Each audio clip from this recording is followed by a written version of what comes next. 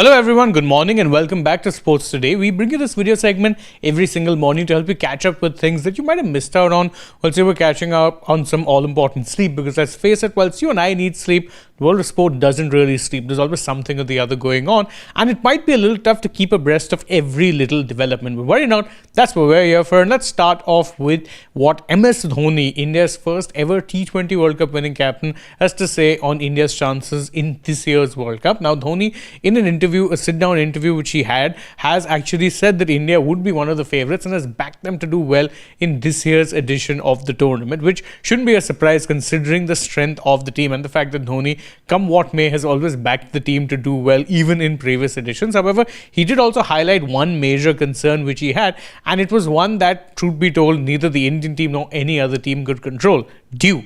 He said that in this time of the year, dew is something that is often a factor and that can really change things. He's saying that is a bit of a lottery and it can change things in ways that no one will predict, because then it just becomes so toss reliant and even the strongest of teams may get undone by it, which is a valid point. We've seen the Indian team try and address that. You'd remember how the 50-20 against New Zealand went, where they just went all guns blazing whilst batting first, and that perhaps would showcase their method of playing in dewy conditions. But again, it's one thing doing it in a bilateral, doing it in a World Cup, very different matter. Meanwhile, the India versus Pakistan T20 World Cup boycott continues to split opinions.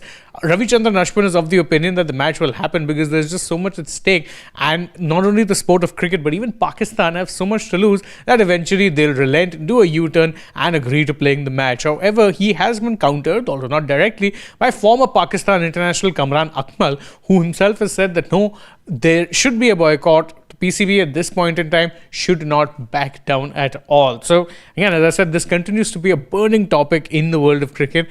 Obviously, we know now that the PCB will potentially be threatened with sanctions of the ICC and of course could be dragged to court by the ICC's broadcast partners JioStar. So it remains to be seen if that's enough to force a volte-face.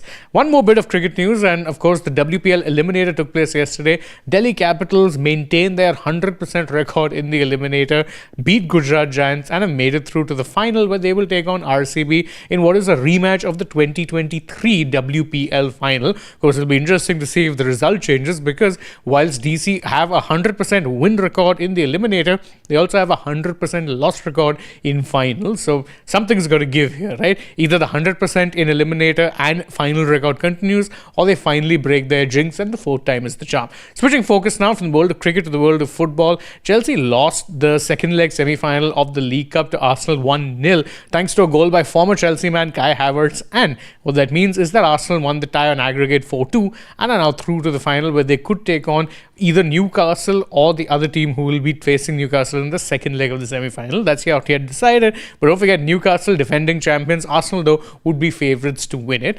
Barcelona continue their good run of form, having beaten Albacete 2-1 in the Copa del Rey quarterfinals to book their spot in the semi-finals. Hansi Flick's men are looking good in pretty much all competitions, so it'll be interesting to see how far it is they can go in the Copa del Rey, and they too also, of course, currently sit atop of the La Liga standings, albeit only just. Indian football news now, and 10 teams have confirmed their participation in the upcoming I-League, which is of course the nation's second division football tournament. Interestingly, one team that hasn't confirmed and is most likely not going to be confirming is Churchill Brothers. Reason? Well, Churchill had won the league last year, but they were stripped of that after Interkarshi appealed to the Court of Arbitration for Sport, and it was found that they have a valid case. So Churchill, who were given the title, was stripped of the title, was given to Interkarshi, and that's perhaps why they won't be participating this year. Couple more bits of news before we call it quits. The Mumbai Open WTA 125 event is taking place, but if you're looking forward to seeing some of your favorite Indian women's tennis stars, then you're going to be disappointed, because 4 of the biggest were all knocked out in the first round itself. So you had Sahaja Yamalapalli, Srivali Bhamiripatti, Vaishnavi Adkar and Maya Rajeshwaran Revati all get knocked out in the first round. Not really a great indictment of where it is that the current tennis ecosystem sits. Last but not least, and it's also a tennis news, Carlos Alcaraz, the defending champion